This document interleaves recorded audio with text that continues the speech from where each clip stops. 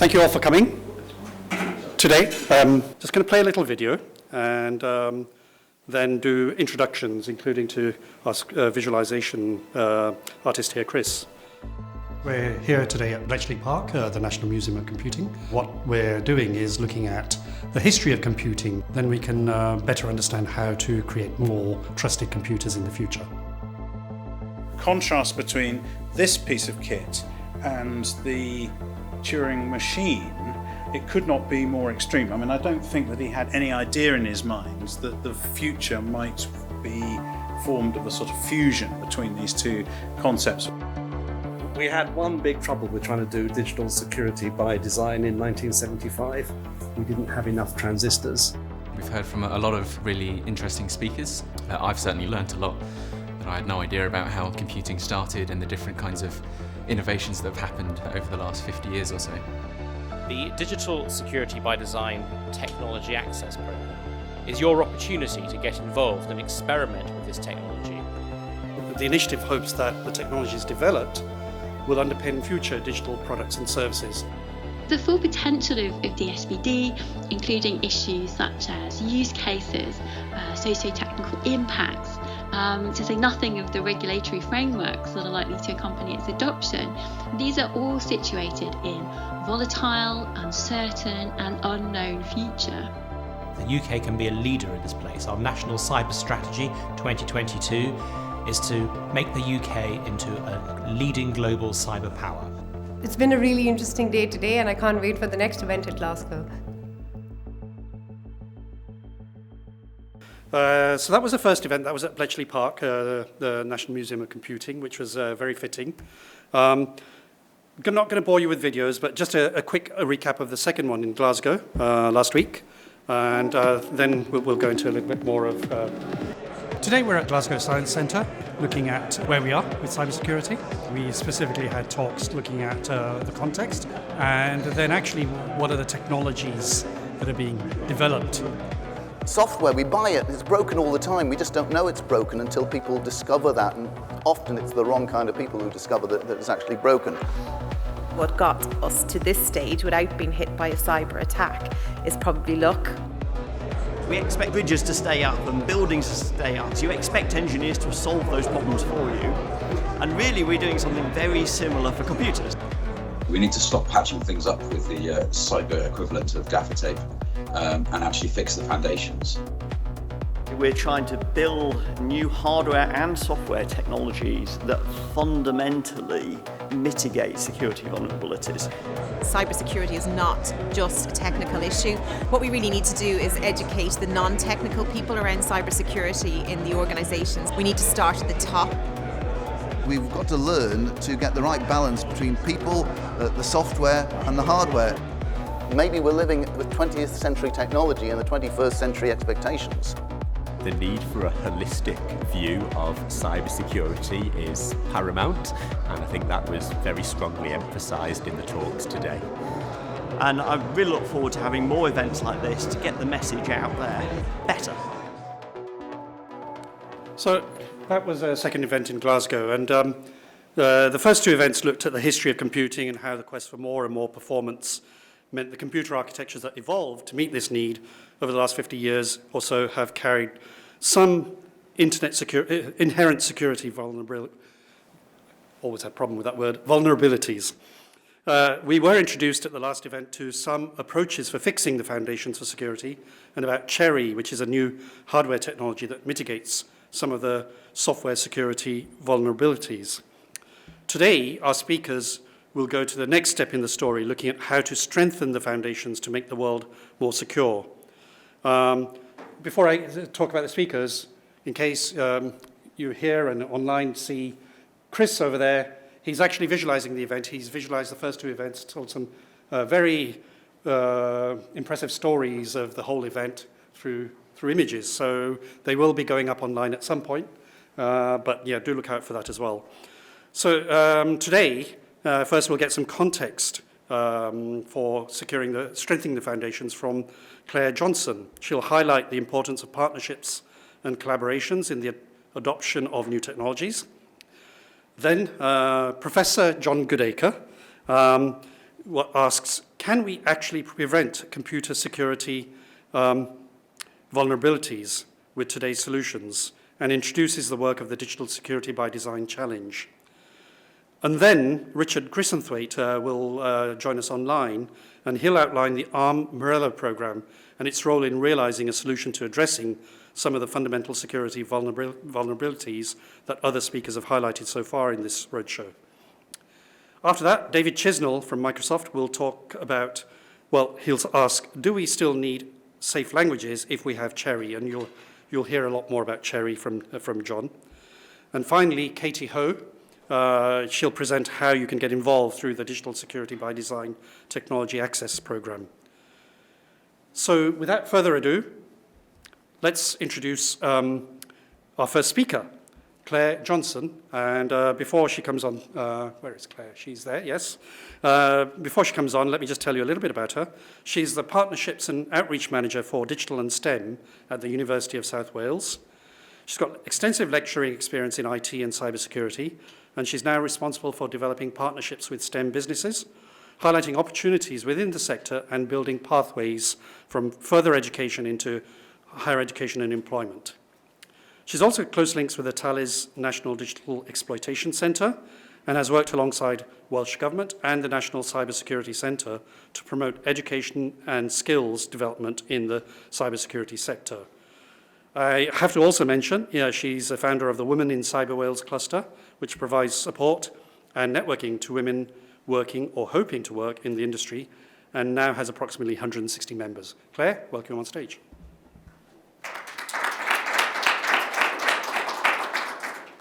Thank you, everyone. It's a pleasure to be here. I won't introduce myself again because Nitin's done a great job of doing that for me. And I'm at that awkward stage with should I wear my glasses or not, so if I put them on and off, I apologise for that. I think what I want to start with is by talking about the importance of embracing change. And I'm going to start with a little example. Back many, many years ago, my husband bought me my very first mobile phone. It wasn't this one. I couldn't find mine. It was in a big drawer full of phones. I didn't have time to find it. But this was my husband's first phone. And at the time, I thought, well, that's a really cool gift, but I'm not sure I really need one. And here, many years later and many phones later, obviously that is a thought that's far from me now. But the interesting thing about this phone was, at the time, I was a freelance IT trainer, so I was out and about, and I thought, well, actually, it could be quite useful if I need to phone someone in an emergency.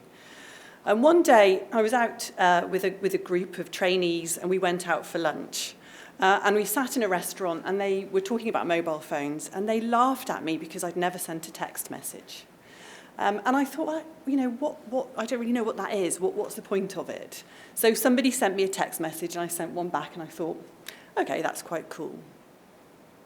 Another example is when my friend, very good friend I had who worked in a secondary school, introduced me to Facebook.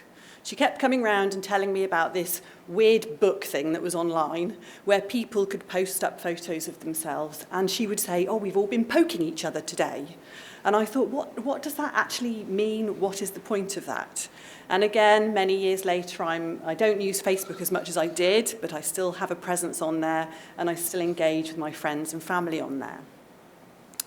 And I think the point I'm trying to make here is that when we see new technology, it's easy to want to use that technology when it's fun. And we can see a point in it, and it's entertaining, and it's novel. And that makes it easier for us to embrace that technology change. It's more difficult when we're thinking about the security side of that technology. And things that work perhaps behind the scenes that we don't really necessarily find that entertaining or fun, but they are critically important. And I've put this slide up here because I think the importance about the quote there that's attributed to Einstein is that whilst we might not want to do that change, in terms of security, if we're not moving forward and developing, then we are effectively going backwards because our adversaries will definitely be moving forward and challenging things in new ways that we might not have yet thought of. And I think I saw something in the brochure that said, you know, criminals only have to get things right once, and we have to get it right all the time. That's a really important thing to remember. I also really like this little cartoon because this sort of reminds me of my in-laws who have, you know, they're not technological people at all, but they have embraced digital technology in order to keep in touch with my children. So they have become users of FaceTime and WhatsApp, and they'll do live video calls just so that they can chat to my children. And that collaboration where they've actually worked with my children to find out how that technology works, to get the best out of it, is a great example of how we're moving forward. So I've got a little quiz here because my talk is all about collaboration and partnership. And there are some really good examples of partnerships that work very, very well that I'm sure you're all familiar with. So please do join in here. What is the collaboration that goes with Laurel? Somebody say. Hardy, yes. So Laurel and Hardy, the famous duo and comedians, slapstick comedy that we know so well from those black and white movies. What about salt?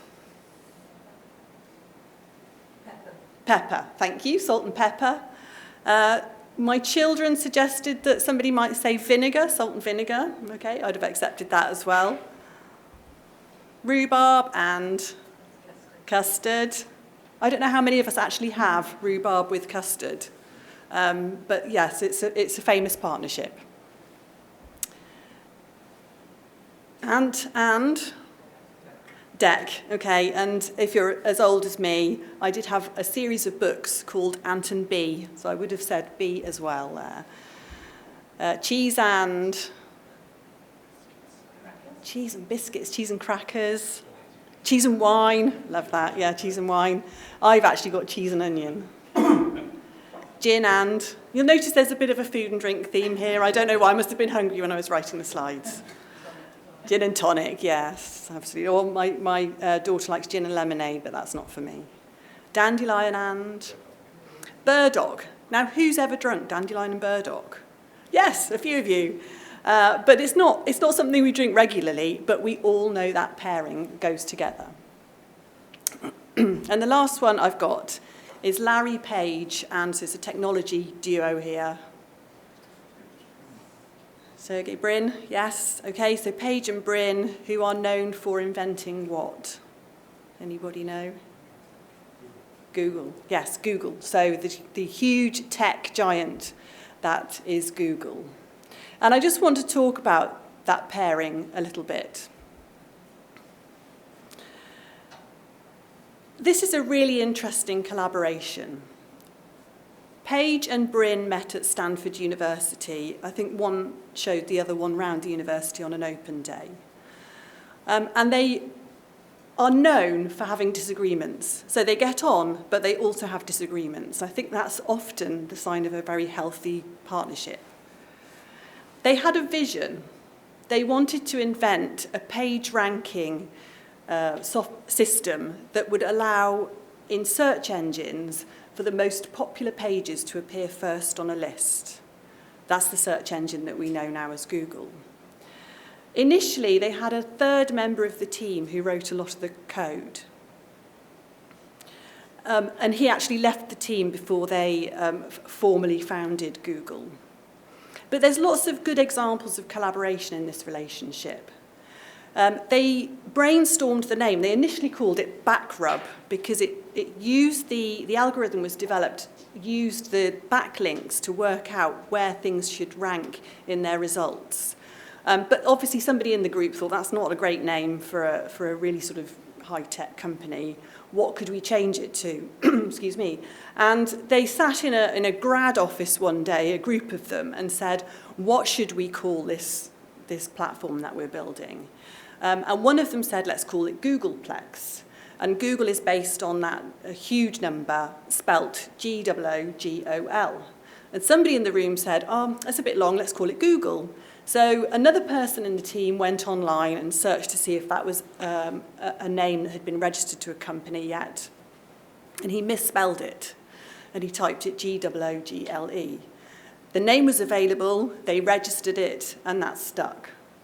And, you know, that's a great example of the whole group of them brainstorming that idea.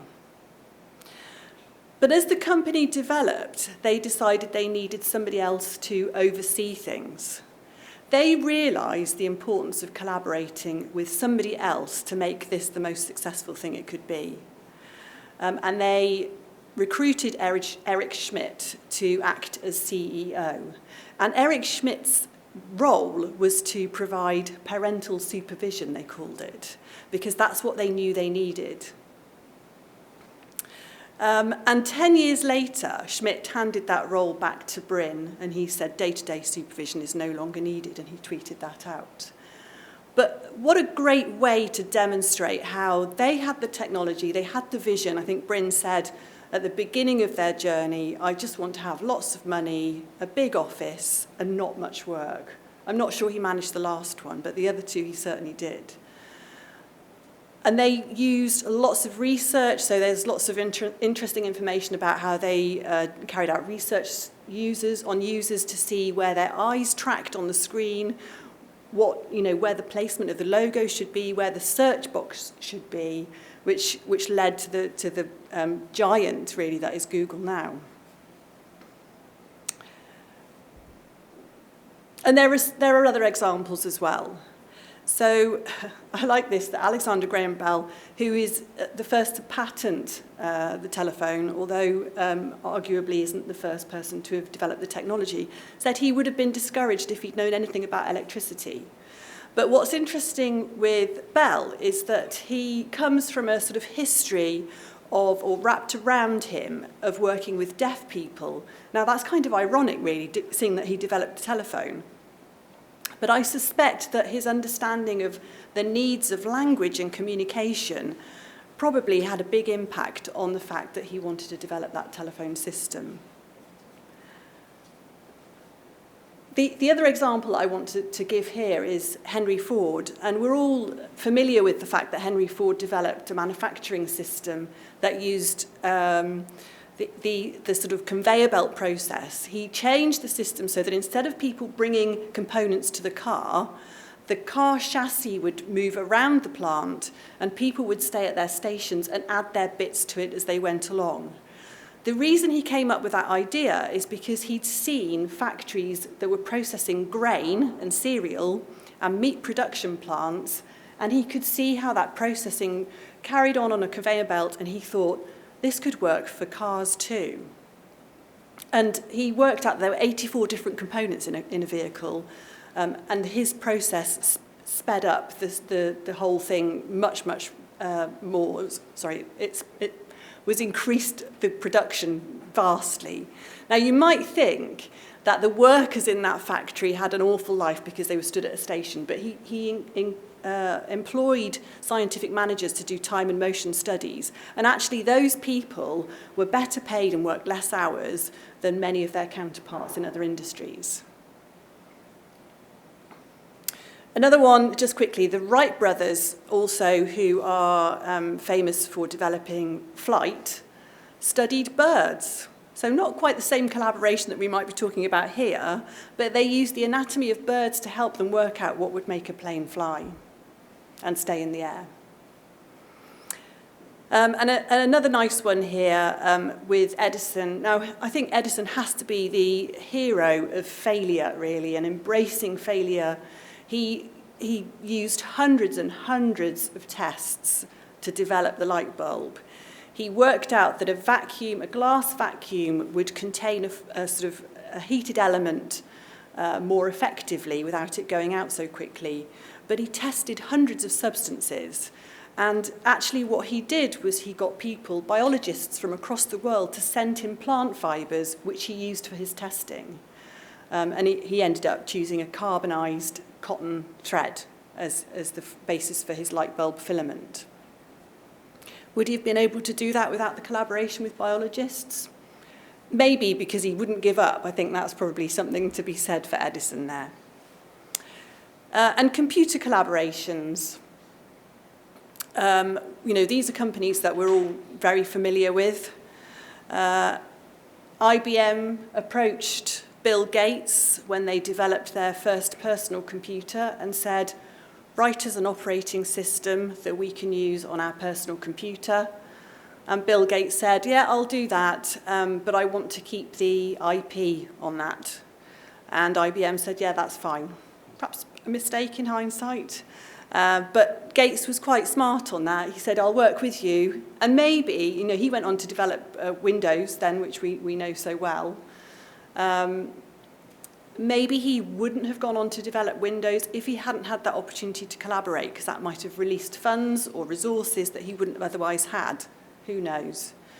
And then we've got Apple and Intel, where Apple asked Intel for their chip, and a lot of people said it was risky and foolish to do that because the Intel chip at the time was less efficient than other chips that were around.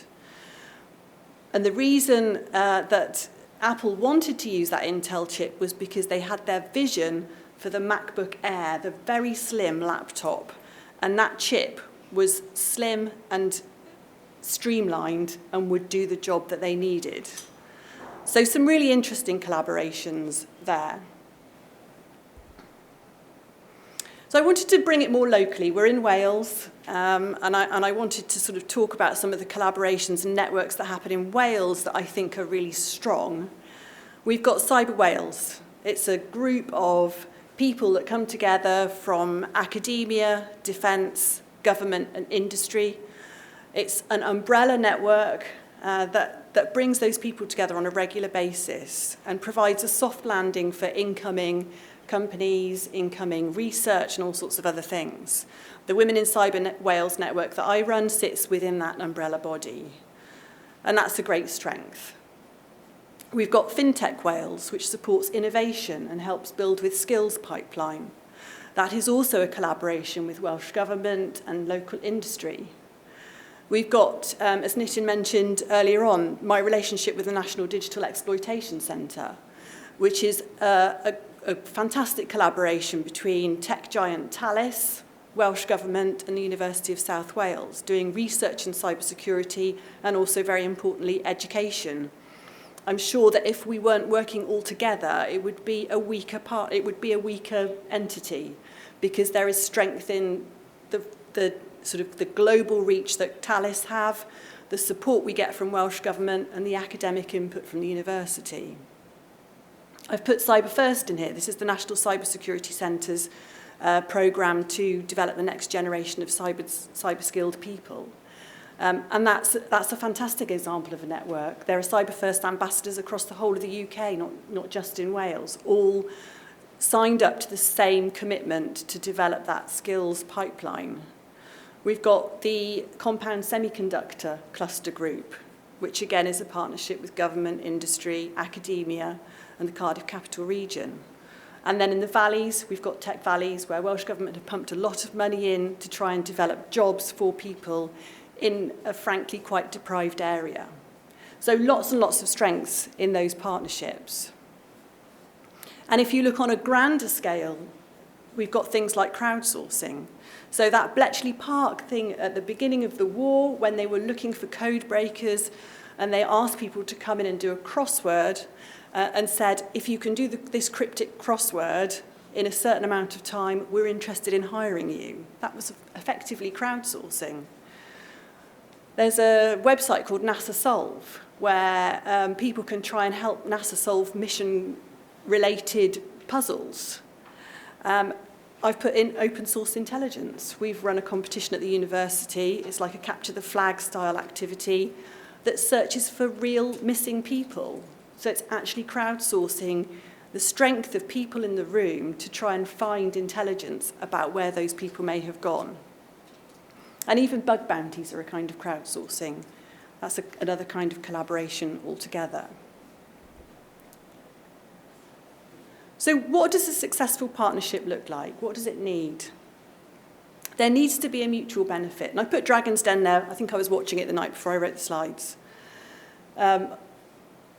And what they get out of that is you get people, yes, they want money to help them support their idea, but usually more so what they want is the knowledge of the dragon. They want that experience, they want those networks, they want to leverage that support. And for the dragons, they want to invest in something that they believe in. They're usually quite picky about the things that they support. And of course, they do want income as well. So there's that sort of joint outcome for both. There needs to be trust. So I've put NDAs, like non-disclosure agreements, contracts and so on. We've just spent a long time negotiating a contract with a company for quite a relatively small amount of money. But I think what's driven us forward to keep going, and there's been lots of things along the way because we both have different commercial needs, is that there's that trust there between us that we want to make it work. We can both parties can see the benefits, and that's made it worthwhile. You need to evolve, you need to change. If things aren't going to plan, you need to adapt to that. If things are going well, but there's a different direction to pick it up and work together on it. You need to have that vision where you're trying to get to, but without sticking to it too rigidly. And something that's close to my heart is diversity, because I think that's really important. And I've got a slide on that just coming up, so I won't dwell on that one now. And I've put at the bottom there this reference back to Edison. There will be tricky times, but they will be worthwhile overcoming. He said, "I have not failed. I've just found 10,000 ways that won't work." I love that. That's perseverance to a T, isn't it? So I've got a few quotes here about diversity because it is something that's close to my heart. It is International Women's Day as well, so shout out to all the women in the room and as elsewhere. But I think it's not just diversity in terms of gender, it's experience, it's skills, it's cultural background, it's vision, it's diversity of everything. That brings a massive strength to the table. And when you collaborate with other people, you can embrace that diversity and get the best outcomes. There are some great examples of things that don't work because the teams that developed them weren't diverse. For instance, there's a soap dispenser that if you are a black-skinned person, it doesn't dispense soap because the light system that uses to break the circuit doesn't deflect off the black skin. And yet, if they'd have had somebody on that team developing that product, they probably would have realised it before it went to market. And the last quote I've got on there is about the benefits. So I've talked about some of them and some of the risks. But actually, diversity brings lots of benefits in terms of staff retention, efficiency, income generation, financial performance, innovation, all those things. So very important to have there. And that really brings my presentation to a close.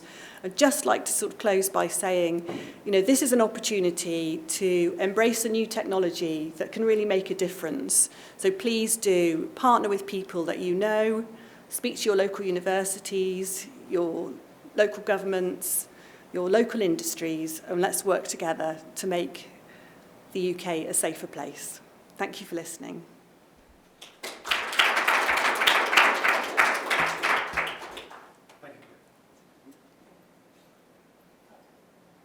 Yes, embrace new technology. So that's a very appropriate cue for our next speaker, Professor John Goodacre.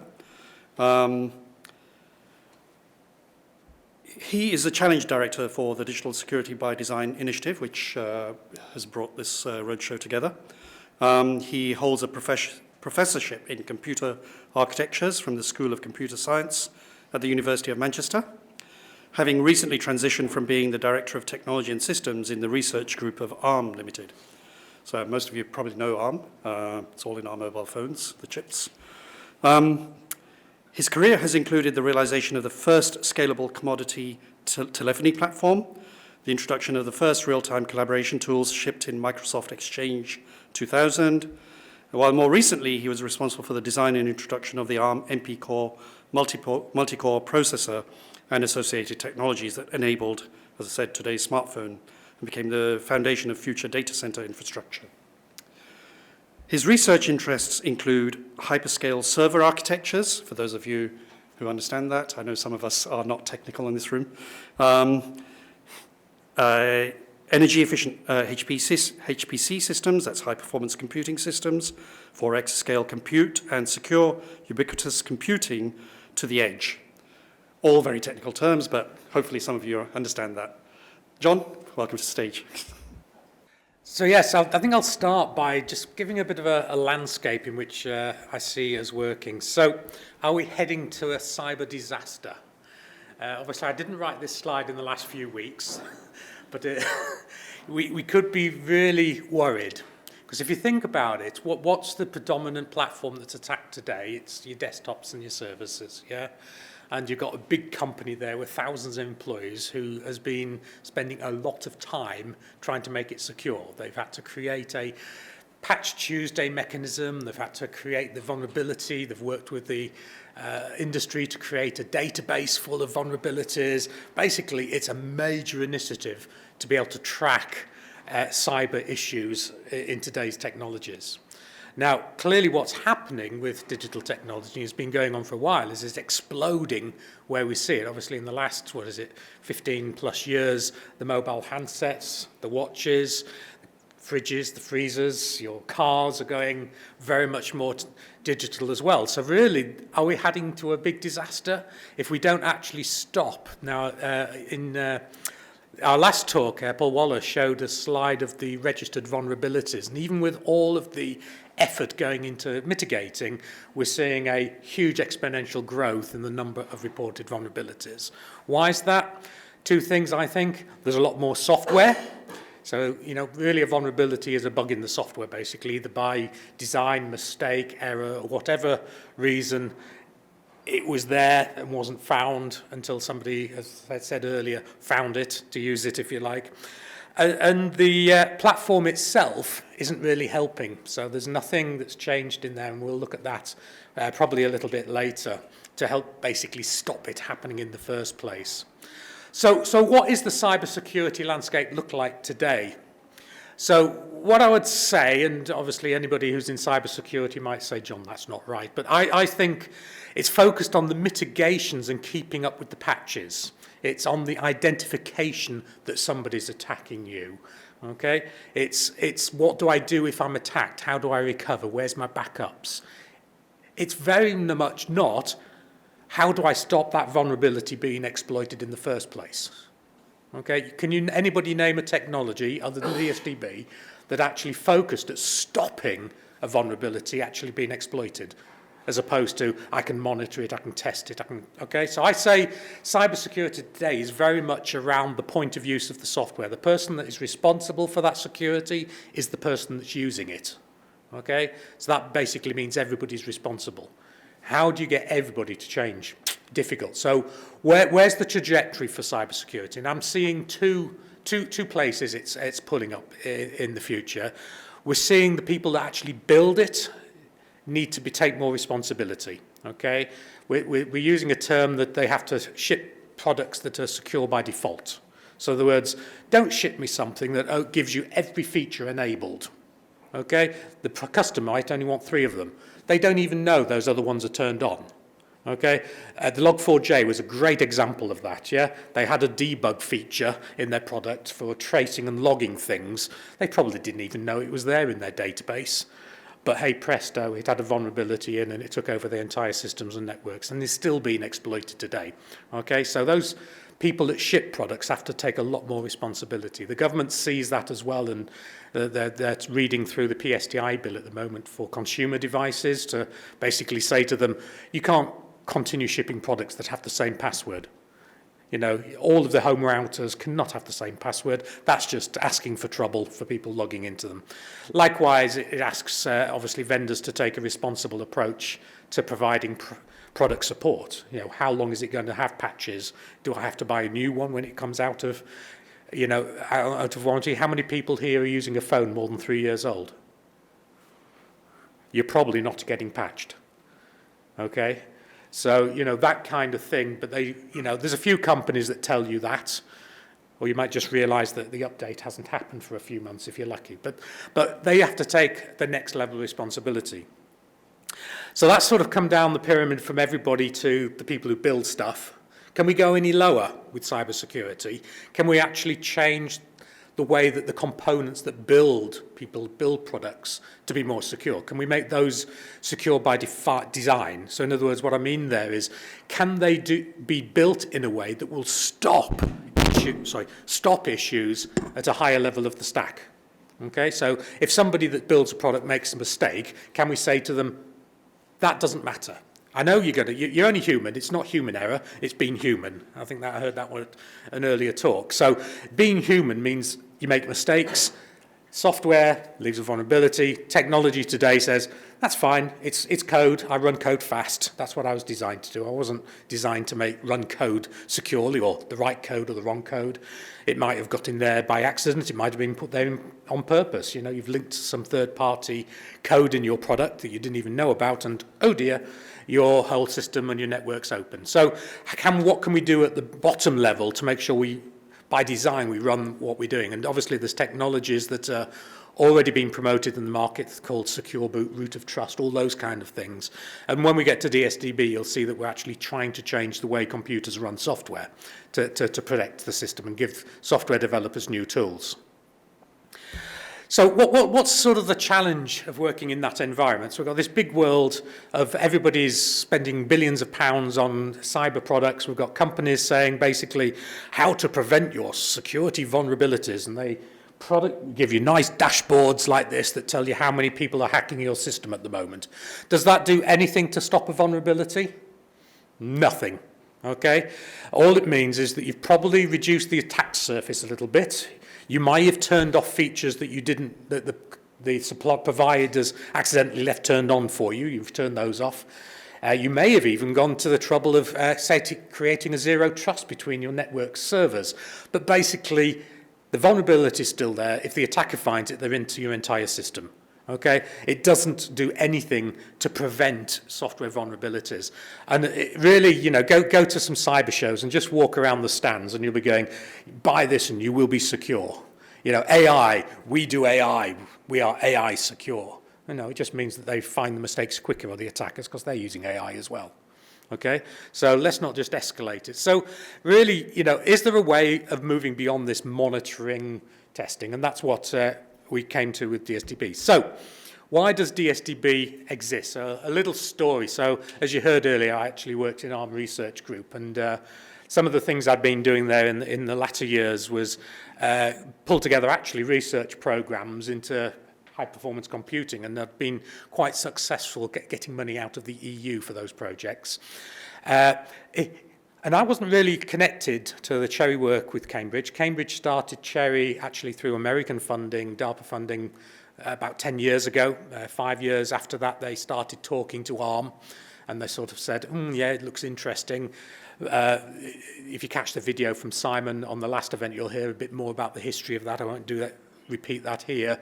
But basically, ARM Architecture Group and Richard that speaks next came to me and said, John, we can't get this into market.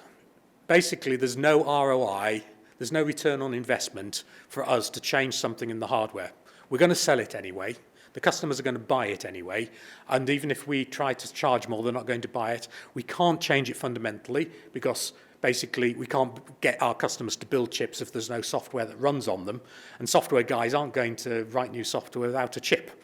We need to fix what in the government they now call a market failure. We have to fix this. It's been known about for decades. We actually found a research paper from 1972 that said, software is vulnerable. This vulnerability can be exploited and we can insert code and take over the machine. 1972.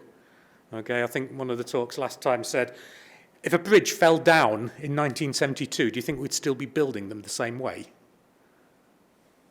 Okay, so you can see that there was a fairly major problem to overcome. And ARM and its partners couldn't see a way through that. And they said, John, can you create a story? So luckily, UKRI at the time had a government strategy called Industrial Strategy Fund, I think it was. It was a big fund, and they'd done a couple of rounds where they'd asked business, cool, can you help us with this? And this one was the other way around. It was the first time the government actually said to industry, is there any big problems that you need a hand with? And we bid into that and created a story called Securing the Future. You know, this bad world we're in is only going to get worse. We're going to lose the trust of the computers. You're going to unfriend your Facebooks. You're going to stop using WhatsApp because you don't believe they're not going to share your details. You're not going to be able to take your medical reports and share them for the benefit of everyone. Oh, does this sound familiar? Yeah, so this is what's basically happening, isn't it? People are looking at technology and going, can I really trust it anymore? Wind the clock forward and see some more major attacks. Everybody starts losing their bank details to somebody else rather than just a few. You know, your credit card details out of BA. Get that to endemic performance or pandemic levels, and it's going to be unpleasant for the benefits of digital. So we had to go and get a message out to the government, and we did that, and we were successful. And by 2019, they basically said, okay, we'll run a program for that. Who can run it? And that's when I swapped over to actually run the program. So this is a bit of a government speak vision statement, so it's got all the bits in there, but really the key parts of it is we're not saying it's a new cybersecurity solution, okay? We're not saying it's something the same. What we're saying is there's a problem in the market, in the fundamental underpinnings of the infrastructure that is stopping us building a secure future, okay? So that's really what it's all about, and 2025 is probably the early estimate of when commercial availability of this would happen. It's more likely a couple of years after that, unless big customers start really shouting and jumping up and down on their suppliers, which is obviously part of the program that we'll be doing in the next years. But basically the idea is let's fix those foundations. So remember the pyramid I described? Let's go all the way down. I haven't got the drawing in this deck, but the bit we're fixing all the way down, there's probably two examples of what we're fixing, and it's called the memory system architecture of a CPU, just for the techie people here. There's two of them, two ways do I access memory, and actually they're both fundamentally based on the computer that was invented in the 50s, okay? It hasn't changed. There's probably only 5-10 people in the world that have the ability to change that, and that's where we're fixing it, okay? So that whole pyramid is down to the work or the specification of a handful of people and two businesses changing how their computer works, okay? So that's the change. If we can fix that bit, that foundational bit, never been done, it's almost as big as adding virtual memory, so a computer can run more than one thing. That was done in 1950, that time frame. Okay, that was probably the last time something of this scale happened in computers, and they weren't quite as dominant then. Okay, now we'll look later at what does that mean. Does that mean I have to rewrite everything that we started at in the 70s? No, it doesn't. Okay, it's been an incremental approach. So, what does DSdB look like in terms of delivery? So, really, the first problem we sort of struck was, who are we doing this for? Who do we communicate with? Who's our audiences? Okay, now this is quite an interesting thing when you actually got a pyramid like that. So you're changing something for people up here by talking to the 5 or 10 people down here, and you want to connect the two and make it happen. Okay, no want to do that on just a few tens of millions. Yeah, okay. Anyway, so clearly fixing that foundation, the enabling technology, how do I change the hardware? How do I prove that it's viable? How do I evaluate what that means to software? How do the software companies at the bottom of the stack take this into account? How do the top level of people above that? So really what we started doing was developing a set of activities from the enabling. Okay, it's as early as virtual memory. We better get the researchers looking at this as well. So we actually said, okay, we're changing the way you can do context switches in an operating system. Go research. Okay, so there's probably other things. You know, Google's published a short paper that says it's actually about 100 times faster than today's context switch to get this partitioning than virtual memory. Okay, so it's a fairly efficient way of doing things you might try to do today that you just can't because of the cost of them. We then go up the stack. Okay, we're now looking at the technology sector, the people that build. Okay, I call them the builders, the developers, the people that actually try to ship a product and get somebody to buy it. These guys, what's their motivation for security? Go searching through your products on Amazon, you'll see there's not a lot of market demand for buying secure products. Okay, yes, there's some legislation that says they've got a tick box here, but in essence, if it can be easier, faster, and cheaper for them to build, hopefully they'll build some secure products. But we've got a number of projects, both on the enablement side, people building the tools, the environments. We've got the businesses coming in to look at what does it mean to my product, and obviously you'll hear about the Technology Access Programme later as a way that those businesses can pull in and have a look and evaluate this technology. Again, it's just a heads up, this is a global shift that's occurring, but if we can get the UK riding the curve, hopefully we can get some benefit out of it for the businesses and society as well. And then in that benefit to the society bit, we jump into our industrial sectors, the people that actually build and use technology, and there we've got a handful of demonstrators. So I'll go into each of those in a little bit more detail and give you some examples of who's working in each space. So the first one, that enabler, the first thing is to actually build a platform that can do it. Now, I'm not going to go into any detail on this one because Richard from ARM on the next talk will tell you about the Morello program. That's all around how do I go up from a concept in research to something that's in a commercial grade, not commercialized, but commercial grade processor that can run multiple full operating systems and development and tools. That's that program. We also then, like I said, at that point went out to the research community and said, okay, there's a fairly big change here. Big changes included three main areas. The first is that actually, because we're changing what a computer is, anybody who works in the formal space, the idea of having to use software verification, we're changing the ground rules for you. Okay? We're giving you now a formally specified and proven hardware architecture that says, actually, this is exactly what the computer does, not just it moves data from A to B because that's what stores and loads do, yeah? So they're looking at that. You can see a number of projects there. We asked the researchers to say, what's the impact on libraries? What's the impact on the runtimes and things like that? End-to-end encryption pretty much stops, yeah, as soon as you reach the computer. Okay, decode, get the password, unencrypted data in a vulnerable system. What's the point of end-to-end encryption? And you can't design systems today that take that data in and says the only place that data goes is this data structure. Because if there's something comes in unpleasant, whether it's corrupting the data or there's something in that code you inherited that's doing something you didn't expect, it's got access to your machine. So there's research going on there. And then the future implications, like I say, if we're changing the computer, there may be some bigger things going on there. And there's a couple of projects that look at that as well. So I was asked earlier, so why do you have the Describes Hub? Why do you have some social economic people involved in cybersecurity? Well, the answer is twofold. There's a lot of social and economic questions, legislative questions that says, what does it really mean to try to make this level of change? Okay, how do we get it to actually happen? Okay, what's the net zero story for cybersecurity? Okay, think of it net zero. Everybody's behind it. Everybody's thinking, oh, it's global, it's a big problem to everybody. Well, so's your digital security. How do we elevate that message? So that kind of social, economic thinking's going on. And they really have two parts. They have their core research questions that they're looking at, those things I was mentioning, but also they've been running a series of devolved spend, smaller projects as well. So that's what they do.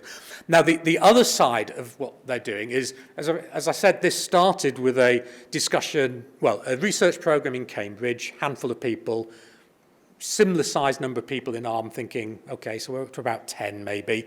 We're now needing to build this ecosystem. Now, we've got what we call an all-hands workshop or collaboration next month, 7th, 8th, I think it is. And so everybody who's in the program's invited to that. And we're over 100 So it's growing. It's not huge. It's not a global initiative yet, but we're collaborating, as we heard early, to get that out. And the other part that this the Describe Hub does for us is to build the environment by which people can collaborate, look for synergies, talk to each other, and all that kind of things. Because we can't just say, okay, it's a new tech, here you go, it's really good. Yeah? Pushing technology isn't a way to solve cybersecurity.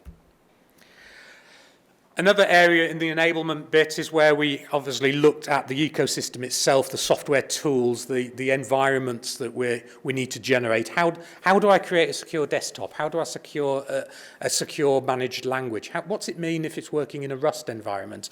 And I think we've got David later in this one that'll give a presentation of, I've got Rust, why do I need DSdb? Okay, so we talk about that. We've got projects going in there.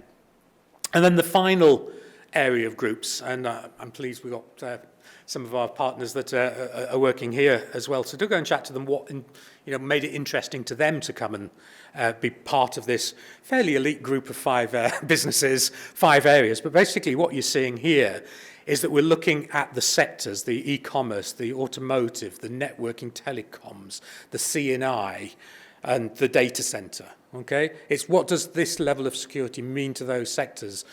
I'm often asked which are the target sectors. Easiest answer is, which sector do you know doesn't use a computer or digital system? Okay. Now, obviously, you can say it's not networked. It probably reduces the risk a little bit on those. But really, okay, everybody's at risk somewhere. So where next? This is an interesting slide. What did I write? So really, it's all around creating awareness. Obviously, there's not a lot of us in the room here today. I think we've got about a similar number online. But how do we raise the awareness that there's this change likely? We're looking at a technology that could change what your 5+ year roadmap looks like. Okay, if you're on a 5, 10, even 15-year development, if you're designing a huge new plant or an aeroplane, you're not going to do that in the next 2 years. What does it mean to have a technology that changes the rules of how a computer works? So let's raise that awareness. So that really comes down to, your end markets saying, okay, I need to buy, and we need to buy the cybersecurity. I need to be, best practice, as I need to know how to patch. It'd be great if I didn't have to do it on day 0 when somebody says, here's a bug patch, and then, hey, presto, the whole world attacks you. But let's get that handled. Let's those people building products saying, am I using the right components here? So we just need to elevate really that discussion going forwards. And that's where DSdB is probably moving into now. So we're running the program for another 2 and a bit years, I think it is. We've been running 3 years. We've pretty much spent our funding in all the competitions I've mentioned, but obviously getting that awareness, getting the collaborations working, getting the companies understanding, that's where we've got the Digital Catapult Access Programme going. How do we get more people involved and understand and demand and work out how to benefit and deliver the benefits of this technology to society and business? Okay, I think I overran a little bit, but hopefully we will recover. Thank you. So I think now we're going to get Richard Grissenthwaite via video link. Thank you very much for the introduction, and I apologise that I couldn't be there. Unfortunately, pressure of work means that I've had to join you virtually, but we've had a couple of years of a little working virtually for many of us, and the technology really does work once you get over those initial starting points. What I'm going to talk about here is a bit of the details of both the Cherry program that Cambridge University started off, and then the Morello part of that, all of this tied in with the Digital Security by Design program that John was talking about a few minutes ago.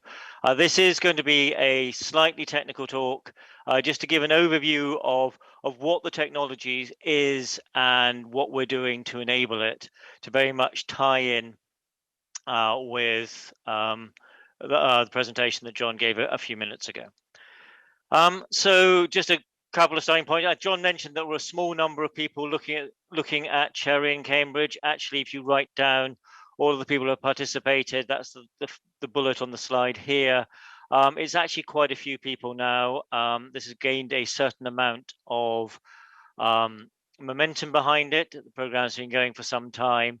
The leads there are Robert Watson, Simon Moore, Peter Sewell, and Peter Neumann, and a large group of co-researchers at Cambridge and at SRI International started this program off, and there's a legal framework in terms of how some of the funding's happened there. It's kind of been a working assumption that people know what ARM is, but just to give a little bit of background of ARM, ARM is the world's leading provider of computing intellectual property. We basically design processors that get put into lots of things, from sensors, mobile phones, you're now getting laptops with ARM processors in it. The world's fastest supercomputer, the Fugaku, is based on ARM processors. There are servers on ARM. There are some 200 billion ARM devices have been shipped in the 30 years that ARM exists. And I would place a reasonable bet that everybody in the room there today has got at least one ARM processor on them somewhere. And this gives us a tremendous position because we work with an awful lot of the world's leading technology companies that we're hearing about, the likes of Google, Microsoft, so on. Lots of the technology companies we collaborate with, in the spirit of the first speaker's emphasis on collaboration. And this gives us a great position to work with Cambridge and to work with UKRI in this Digital Security by Design program to take forward this really novel concept of what's called a capability architecture to address security. And why do we think security is important? Fundamentally, my personal belief is that the limits of what we can do with computers going forward, we've seen a tremendous change over the last 20 years, and we're only really part way through the computing revolution. The limits of what we'll do will actually be set by the degree to which we trust the computing systems that we work on. Will you put your health data, will you put your most personal information onto computers? Well, you only do that if you actually trust that that's not going to be used against you. And a huge part of the cyber challenge going forward is that, we hear all the time about security issues, about hacks. John talked about, the cybersecurity crisis as a possibility coming up. And we think it is our job to be providing better technology so that people can trust the computing that they're working on. So what is this cherry thing we've been talking about? Kind of a cool name, trips off the tongue. Everyone likes, many people like cherries. The reality is it actually is an acronym, as most computer things are. It stands for Capability Hardware Enhanced Risk Instructions, which, like most computing acronyms, shows a certain amount of creativity by the creator of the acronym. But the idea, it is a new hardware technology right at the heart of the way processors work to help mitigate and prevent the commonly found software security vulnerabilities that exist. This started off in the University of Cambridge, and we worked with them and SRI International starting in 2010 with support from DARPA and others. We first saw it in ARM in about 2014, and I remember watching a presentation on this going, that is really, really interesting. I wonder how we can evolve that to something that is actually commercially viable. And ARM got very involved very early on, around about 2013, 2014, to help try and transition this to become a real program and to something that we can really be in all of our electronic devices.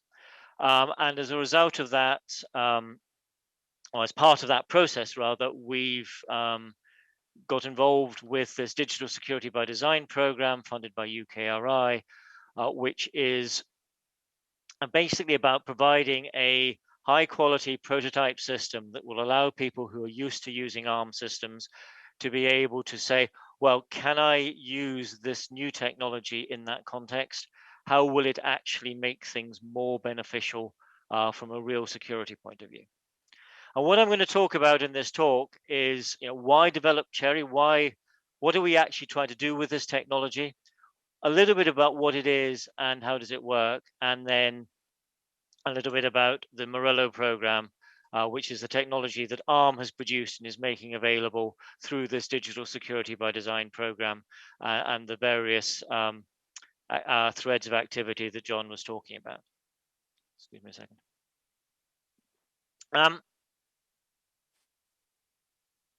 So first off, why develop Cherry?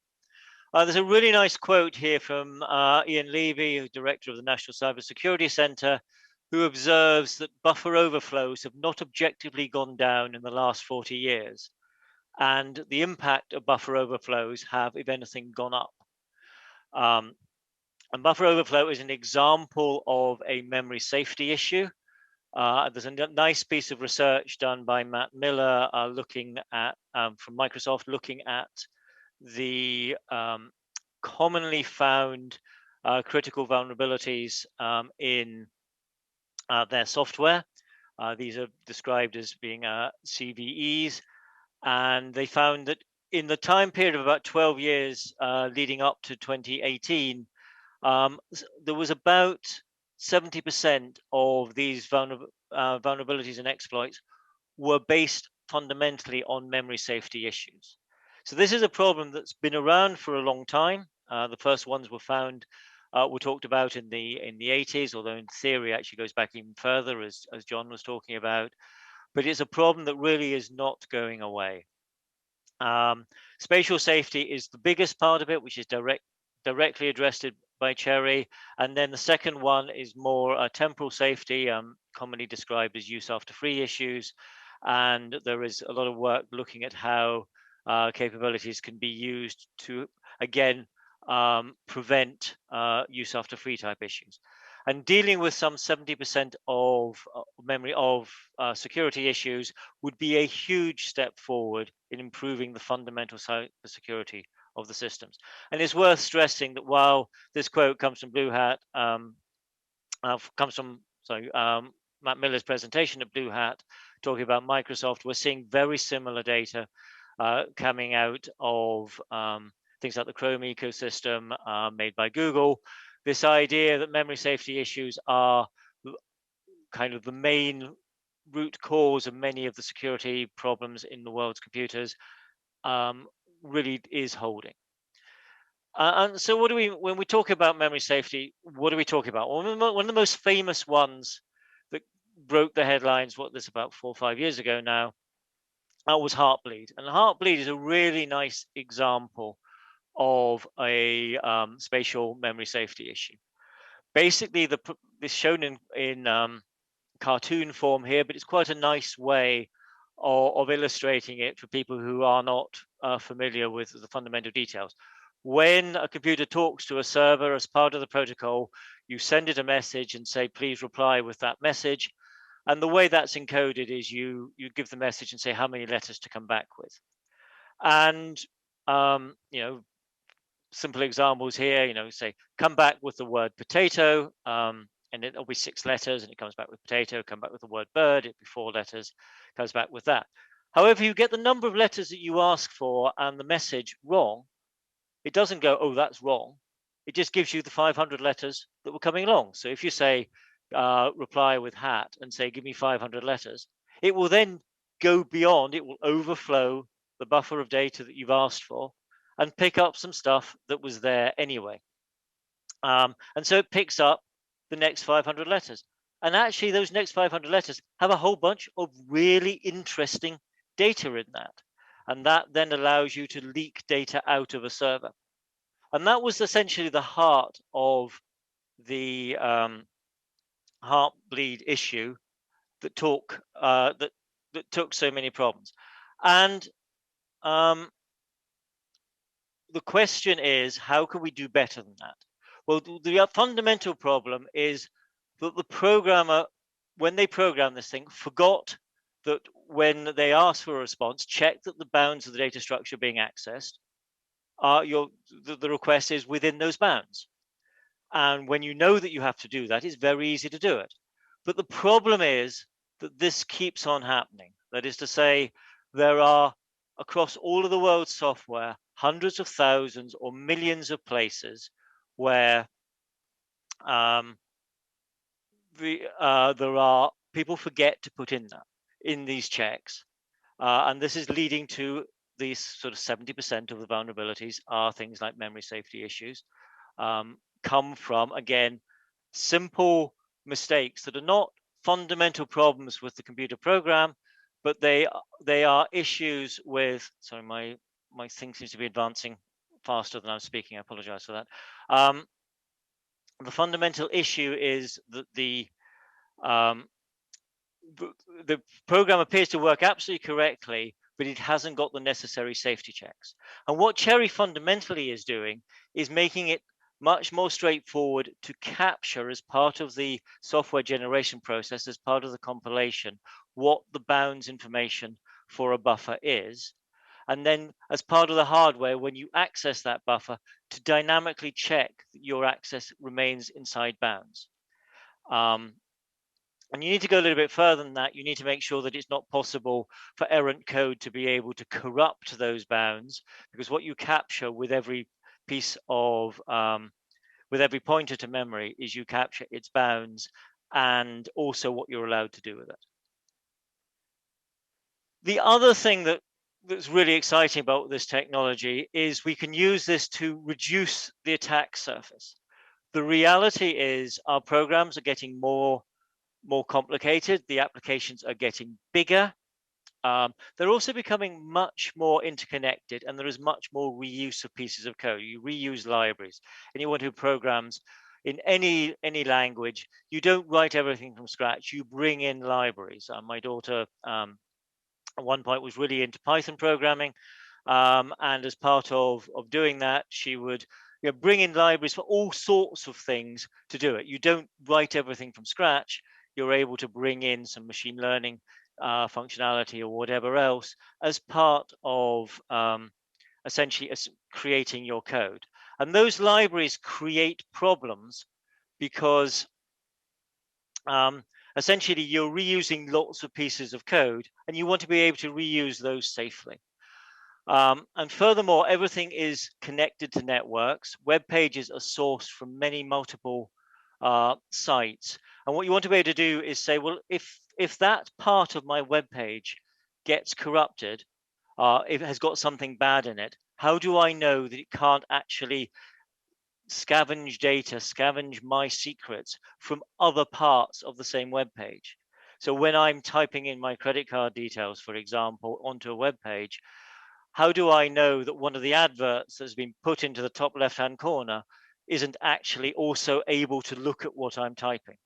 And so what people end up wanting to do is they want to be able to compartmentalize the software so that you can actually decompose the rights that are decompose the software into sets of isolated compartments that have limited rights in each place.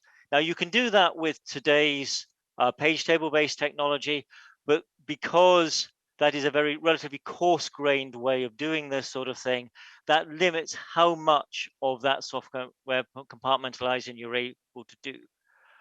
What the promise of Cherry is it allows much finer grained software compartmentalization, so permitting that where people previously would say, I will just take the risk of having this entire piece of code able to see everything else that's going on within it, I can now compartmentalize it to finer grain, which means if there is a problem in one of those pieces of code, the amount of damage it can cause if it gets attacked is limited to the compartment that I put it in.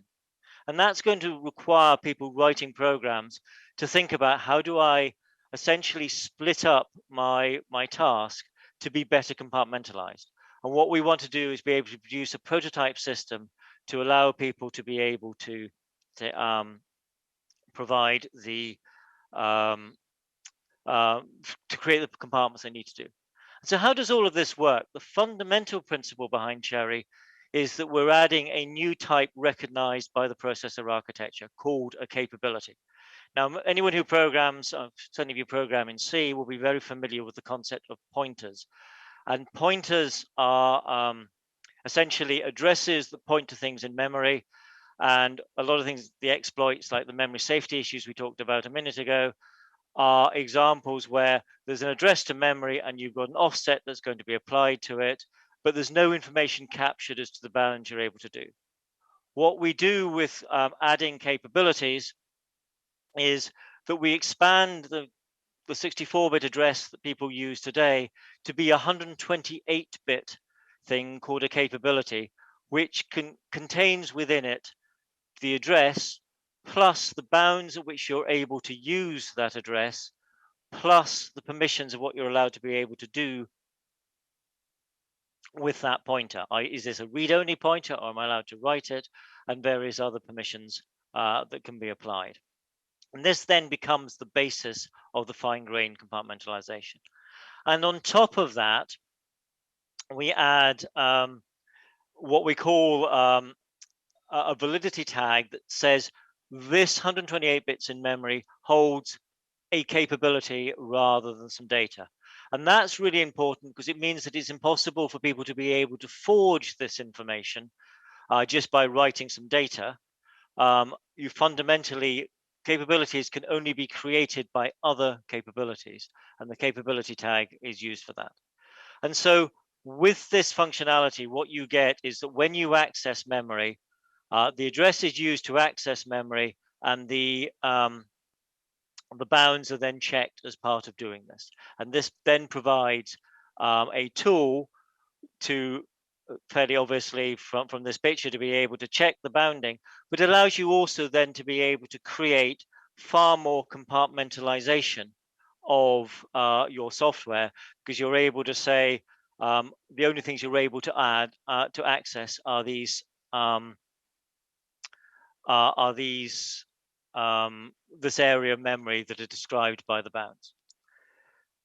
And so from all of this, we end up with two key applications that come from Cherry. The first is the fine-grained memory protection, which works on the fundamental language that most of the world's software fundamentally ends up working using in some form, and that's C and C++. It gives strong source level compatibility with programs written in C and C++ with recompilation, but allows you to create deterministic and secret-free referential, spatial, and temporal memory safety, which will deal with about 2/3 or 70% of the world's memory safety issues for what we believe to be a relatively small overhead. And then on top of that, it becomes a building block for a much more scalable software compartmentalization story going forward. And so that is the fundamental primitive. And if you think about the way that the world's computers are layered, you've got the microarchitecture of the hardware. This is what your processor actually is doing, that runs something like an instruction set up, well, runs an instruction set architecture, which is what describes the program that will, or describes the machine language that stimulates the microarchitecture to do the computing. That instruction set architecture is used by compilers such as a C compiler or whatever else, and the rest of the tool chain in order to create programs. Those programs have system software, and on top of that system software, run applications. And what we're doing with Cherry is at the instruction set level is adding this architectural primitive that can be used by the compilers in the tool chain. The microarchitecture is implementing that capability concept and the concept of tagged memory to say this is a capability rather than this is data, and is enforcing things like the capability bounds and the rest of the rules. And then what we've got on top of that is then a whole bunch of the world's software will be able to make use of this functionality. And so there's really quite a lot until you get to your average user of a computer that needs to be done to make use of this technology. And this is really why we've done the Morello program. We talked a little bit about what Morello is. It is a big part of UKRI's Digital Security by Design program and is a prototype implementation of Cherry in the context of the ARM architecture. This architecture that is used by many of many of the world's computing systems and by pretty much everyone on this call today. And what we're actually building here is we've taken the ARM architecture, for those who follow versions of the ARM architecture, which has been my life for 25 years. We're currently on version 8. Well, this is based on version 8.2 of the ARM architecture because we started this a few years ago. We recently announced version 9, but the principles here, what we learned from this will work really well starting from version 8.2. Adding these experimental Cherry-based features. ARM is then building a CPU and boards based on a high-performance processor design. Apologies for the typo in the word design there. That implement that Cherry architecture. And we're then providing tool chains and system software to help the use of Morello, which then allows people to go and build applications and to explore the compartmentalization, and for other people to, for example, red team, to try and attack systems that we think have been secured by this great technology. So what specifically have we produced? There's a whole bunch of resources. And there's a website link here, www.arm.com/Morello, which will give a whole bunch of pages which describes the prototype architecture, a platform, a software model that allows people to run on that just on any normal computer. If you want to do that before you get boards or if you haven't got access to boards. We've got operating system software, memory model tools, tool chains, a whole bunch of reference manuals and videos and so on, in order to get people started to go and really make use of Morello to be able to explore this Cherry technology.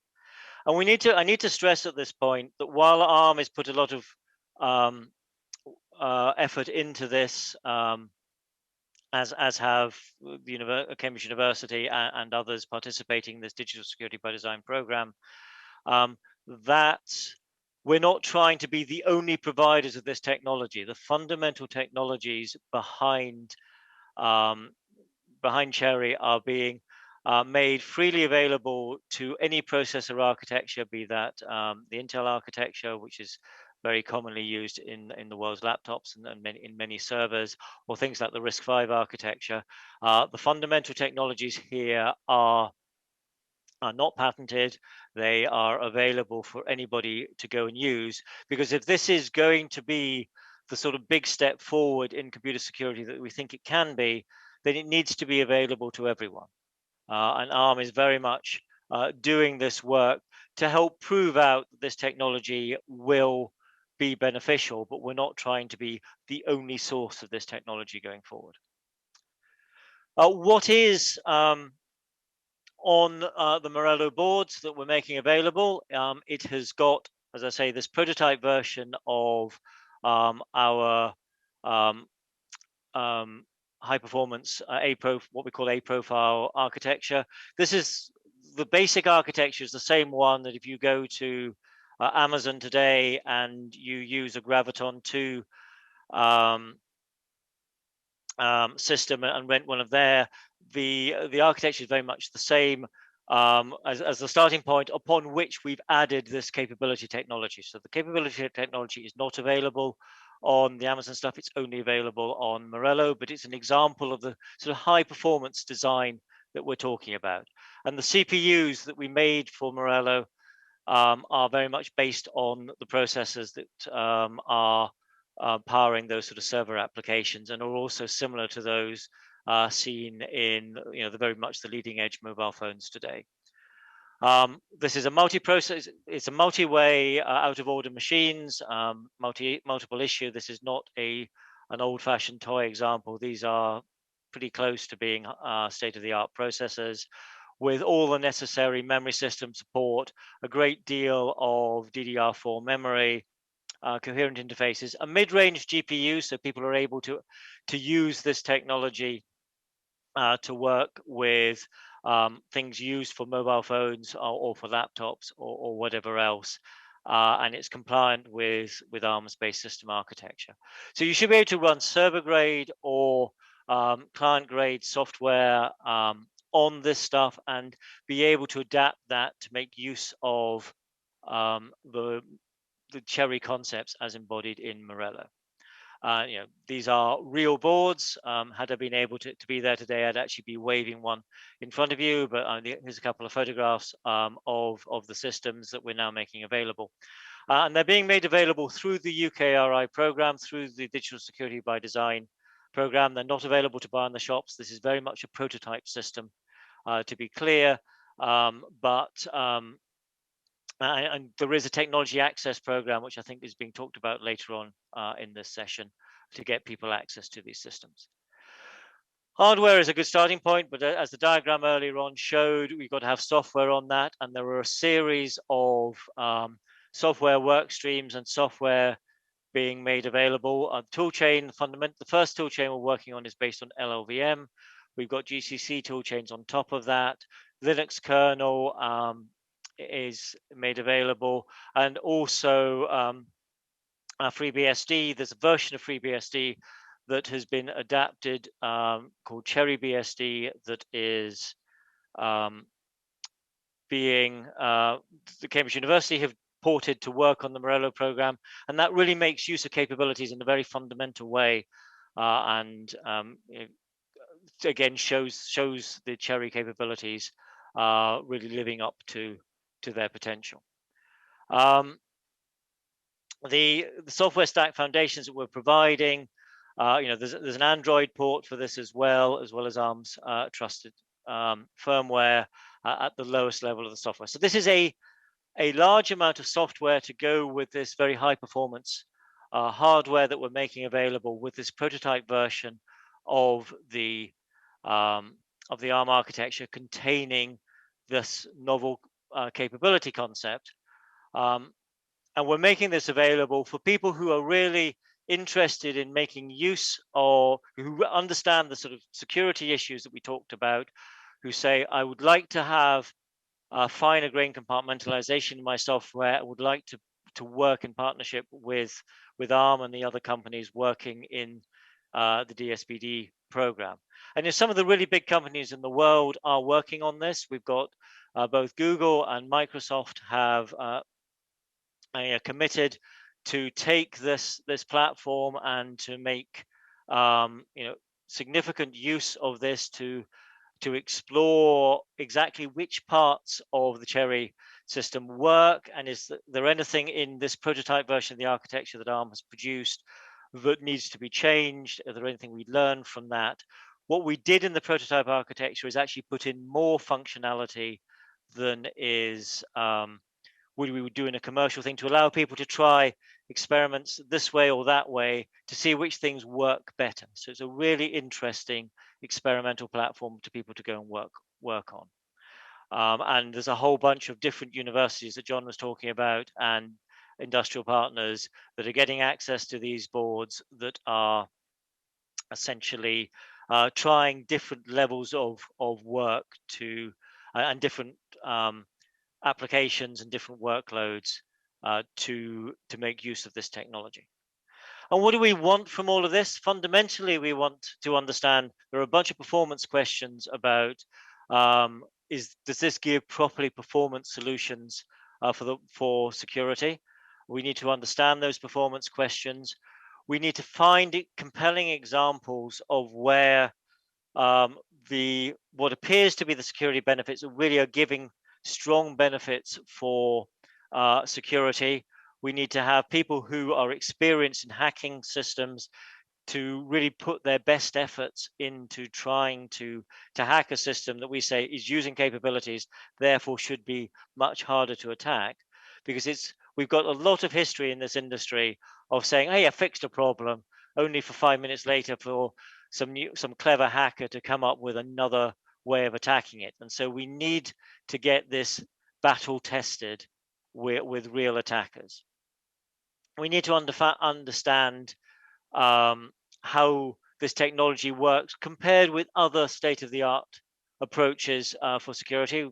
When ARM started out in this activity, we looked at what was going on in security and recognized that this had some really unique capabilities. Capabilities have unique functionality, unique abilities, and seems to be a really compelling story for how this can make things better. But we have to recognize the world has moved on. We have to compare this with where state of the art has evolved to with more traditional approaches to be sure that the introduction of capabilities is really taking a step forward.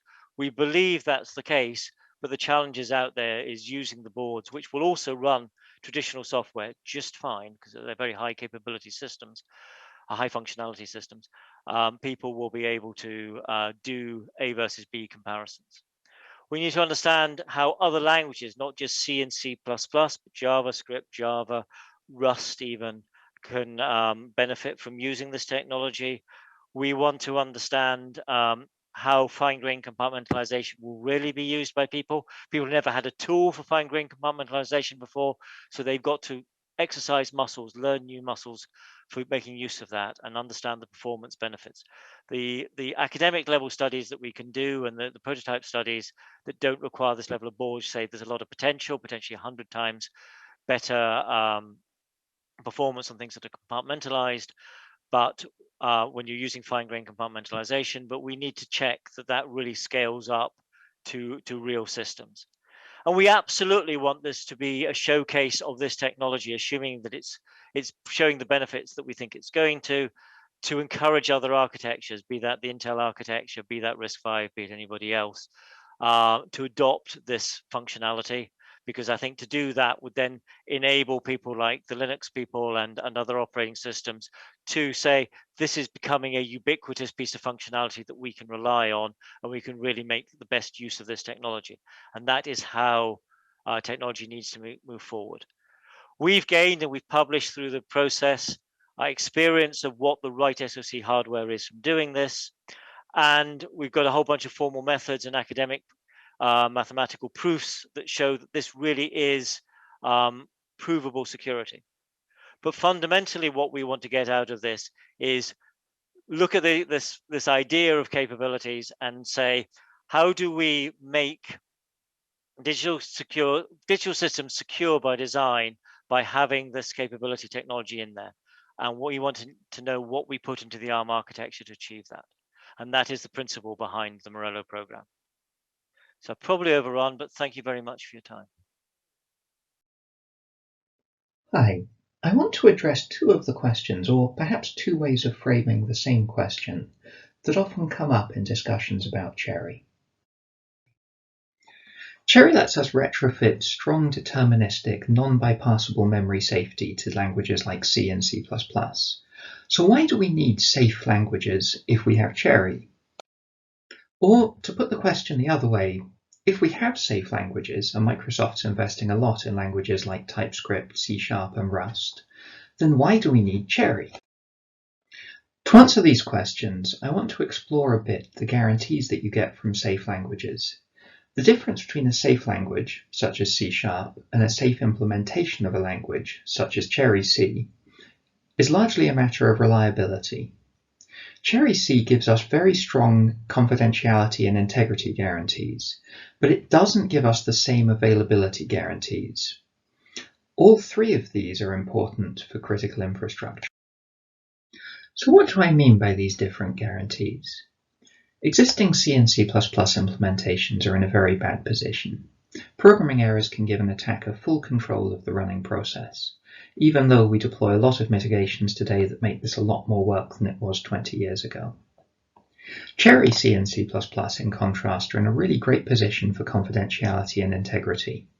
A lot of memory safety errors cause the program to stop. That's not wonderful for availability, though.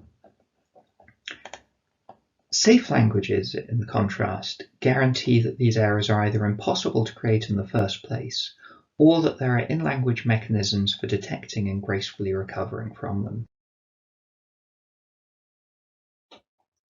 So since safe languages are obviously better, The solution seems pretty obvious. We should just rewrite everything in our favourite safe language. If we want to rewrite all of the existing C and C++ code, how much effort is that going to be? OpenHub reports about 13 billion lines of C and C++ code, just counting public open source repositories. So that's not including any in-house proprietary code. So that's a very low estimate of the total amount of unsafe language code in the world. And how much would it cost to rewrite all of that code in safe languages? Well, assuming a fairly low estimate of the cost to rewrite in the order of $10 to $100 per line of code, and assuming that someone actually understands everything that's going on in the existing code bases and is able to rewrite it, then we're talking somewhere on the order of hundreds of billions to trillions of dollars to rewrite all of this code.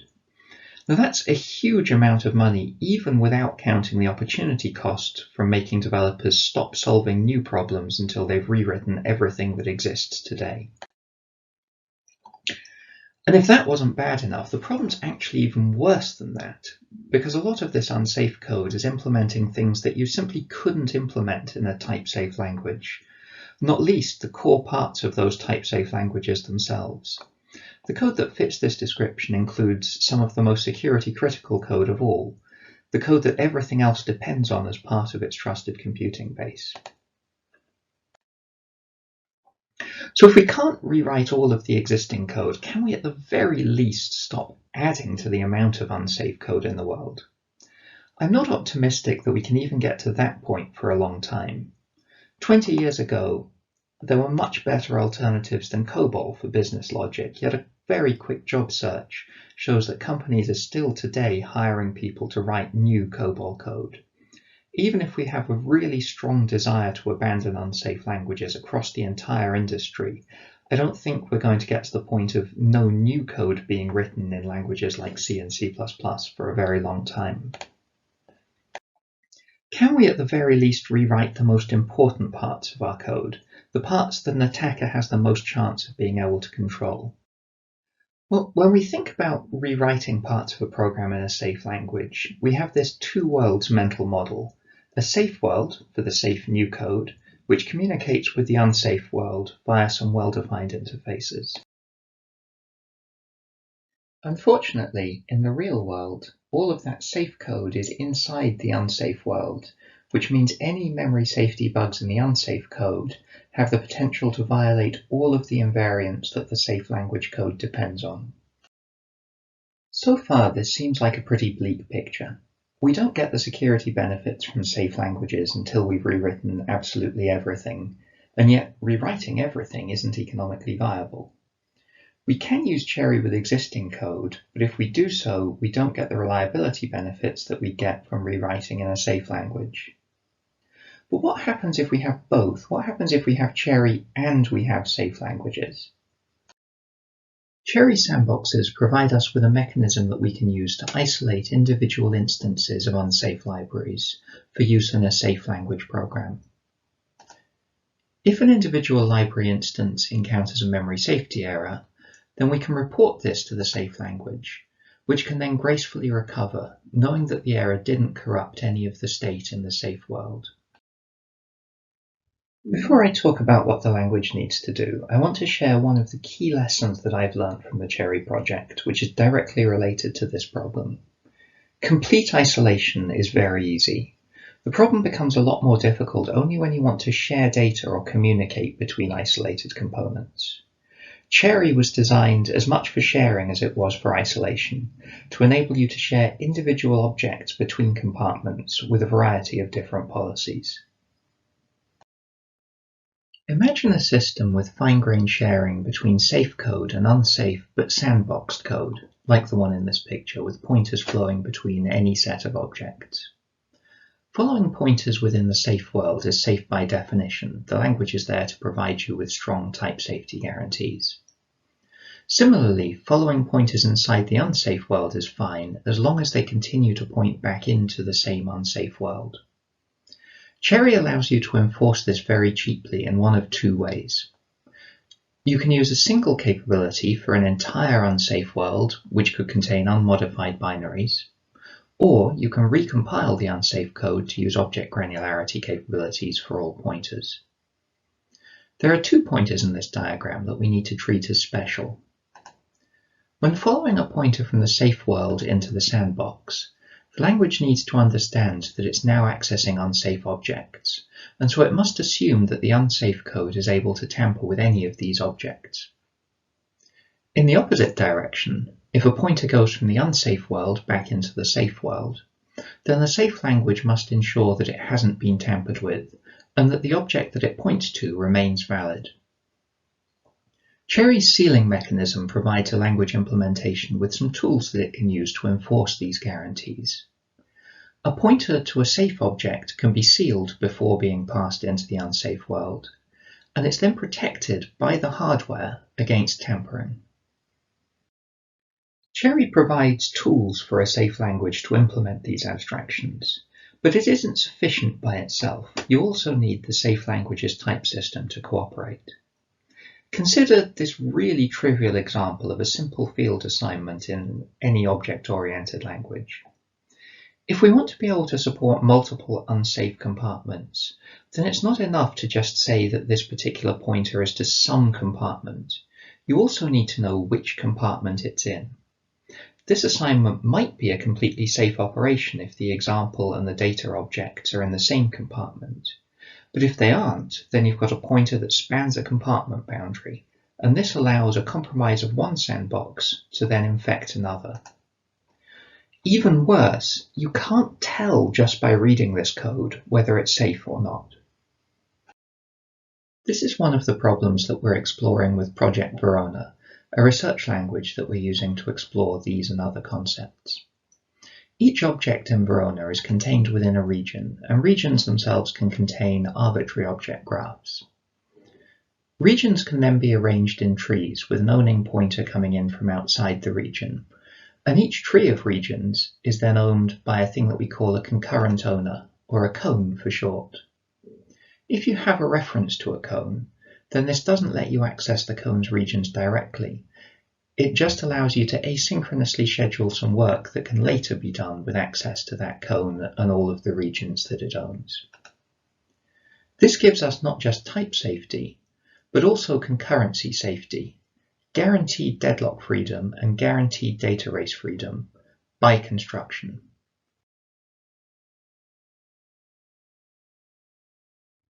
The region model in Verona provides us with a language-level abstraction that we can then use to expose unsafe compartments to a safe language programmer.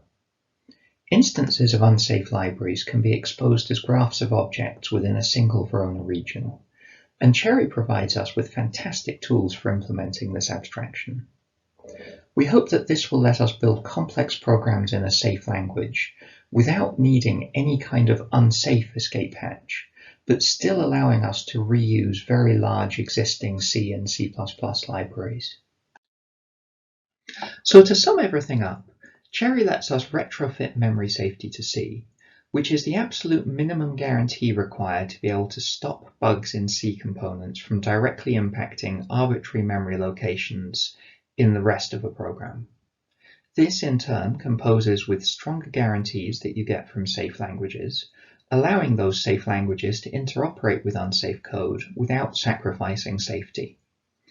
And in future languages, this kind of safe composition should allow even stronger guarantees from those safe languages, letting them gracefully recover from failures of individual isolated instances of unsafe libraries. Katie Ho is the Head of Innovation Practice for Future Networks and the Future Focus at the Digital Catapult. Responsible for the innovation strategy and delivery for 5G, IoT, cyber and quantum technology streams. Katie looks after a portfolio of innovation and acceleration projects, including large public sector funded programs, commercial innovation sprints, as well as startup acceleration. Previously, Katie was Senior International Program Lead at a policy consultancy designing and developing capacity building programs for UK and international government stakeholders. Katie, I'd like to introduce to the stage. Brilliant. Thank you, Nitin, and good morning, everyone. Really good to be here. So I'm here to tell you a bit more about the DSbD Technology Access Programme, which a number of speakers alluded to in their introductions as well. So a few words on Digital Catapult for those of you who don't know us. We're part of the Catapult network. We're part government funded, but we're independent, and we're really here to accelerate the adoption of advanced digital technologies in a few different areas. And we do that by actually enabling collaboration, which very much echoes Claire's presentation, with different parts of the ecosystem. So we work a lot with SMEs, startups, scale-ups. We work a lot with academia and also industry in trying to connect different parts of the ecosystems together so we can understand the benefits of these technologies. So in terms of the Digital Security by Design Technology Access Programme, this is really a program to open up access for this technology for a range of different types of companies and to raise awareness of the potential benefits of this technology, to allow a wider group of technology companies, innovators, developers to really experiment with the prototype platform and the Morello board, and also give us feedback and access the expertise that's in the consortium. So this is very much an open invitation for companies to get familiar with this technology and help us understand what are some of the benefits and potential improvements for the future. So the program participants will have access to the architecture and hardware, of course, technical guides, unboxing videos, a lot of the tools and software that other speakers already mentioned, and also technical advisors from both Digital Catapult and the consortium members as well. And it's really about how we build this community, build this ecosystem, and get the relevant feedback that will help the members understand what to improve in the future. So we also understand that companies might have different levels of resources, time to really commit to this experiment. So we've actually designed 2 different levels of participation through this program. So the first tier is really targeted at SMEs, startups and scale-ups, who are really interested to experiment with the technology. There's grant funding attached to this option, and there's an opportunity to participate in regular technical sessions, hands-on mentoring, and of course, regular feedback sessions with our team as well. And the second type of access for this program is a little bit more light touch, and is designed for larger companies who are not eligible for grant funding, but also for SMEs who might not be able to dedicate a lot of resources or time to this, but still would like an access to the board and give us final feedback at the end of 6 to 12 months as well. So the benefits for us, for the participants, is twofold. So one is technical resources, expertise that you'll be able to leverage, get access to all the tools and software that we're developing through the program, and also receive regular technical guidance and support throughout your participation as well. But I think also equally important is the community and network that we're building through the Technology Access Programme, and really being a part of this program to collaborate with the community of companies with different programs that the DSdB Challenge is funding. So we talked about the Describe Hub, we talked about the industry demonstrators, and really being part of that community and giving your feedback for the technology. And of course, being part of the early adopter ecosystem and contribute to any open source projects within that as well, and being visible in industry as early adopter and innovator in this space. So who should apply and who's this program relevant for? So the program is actually open to all types of businesses, from SMEs to mature companies, really seeking that early access to this technology before its commercialization. We're not restricting to any industries at this moment in time for the first group, but as John mentioned, there's particular industries that might be particularly interested in this technology as well. So, IT, telecoms, healthcare, manufacturing, aerospace, for example, and companies that work across these industries or working in these industries might be particularly interested to get their hands on this technology. We're also looking for experienced software developers. They're able to extend and evaluate their C and C++ products on this new architecture, looking at performance and also security. We're also looking at companies with expertise in compilers and runtime environments as well, to look at supporting Cherry in languages other than C and C++. There's a few technical considerations, of course. The software ecosystem and the tooling is still being developed and evolved. So all this information is available on our open call, so I won't go into the details now. But there's a set of tools that we're developing now and in the future. So these are just worth bearing in mind of what's available at the moment for companies. So how do you get involved and how do companies apply? So the first step is actually to go to dsdb.tech, which is our portal for all things DSDB, and it's not just about the Technology Access Programme, but all the other projects and support that were mentioned by John and other speakers as well, to register your interest, and then you will receive a full application form. This will be emailed to you. Let us know if you're interested in Tier 1 or Tier 2, and we have all the information on there in terms of FAQ documents, the selection criteria, T's and C's, and also the judging process as well. We've actually extended our open call until the 31st of March because there's quite a lot of events going on, so we want to kind of give an opportunity for everybody to apply. So the call is live until the 31st of March, where we'll be starting the selection for our first cohort. And if you're selected onto our first cohort, you'll be onboarded by the end of May. And we will have a judging panel assembled from the consortium partners, so ARM, Cambridge, ourselves, UKRI, and also an independent judge to assess applications as well. And just to end on some upcoming events where you're also able to get more information about DSDB and any upcoming initiatives. The last of the Four Nations Roadshow run by UKRI in Belfast this week. Digital Catapult is also running a community event in Cambridge in the Bradfield Centre next week, and we're also going to be delivering a tech deep dive webinar this month as well. So these are different opportunities where your networks might be able to get more information on the program and around how to get involved. And finally, DSdb.tech again is a one-stop shop for all things DSDB, and all the information's there. And please do follow us on social media, and we also have a lot of content on YouTube as well for you to get more information about the technology. So for me, just to end on another invitation, this is an invitation for all companies, SMEs, large companies to really get involved, get early access to this technology. So please help us spread the word in your networks and get involved. Thank you. Thank you, Katie. So you'll notice the compare's changed. He's had to run off for an appointment because we're running late. So thank you, everybody, for attending today. I think there is some food outside, so we can all have a good chin wag. But hopefully you have taken away a picture that actually this is something quite large that's happening.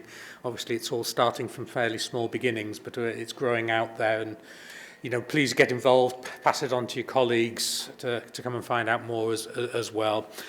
Is there anything else to say now? There was one more talk in the agenda. For those that are on the very technical side of the world, this is why we didn't feel too bad in skipping it, but it's why do I need Cherry if I've got Rust? Okay, if I've got a type-safe, protective language that won't allow memory issues, then do I still need Cherry? So there's a really good presentation from a senior researcher in Microsoft basically saying yes, unless you want to rewrite a few $1 trillion worth of software. So that's where that was go. So do look that one up. It'll be on the DSDB Tech website and obviously through the YouTube channel. So with that, I close the event and thank you very much, everybody. Enjoy the food. Do talk to each other. I'm around as well. So let's all chat. Thank you very much.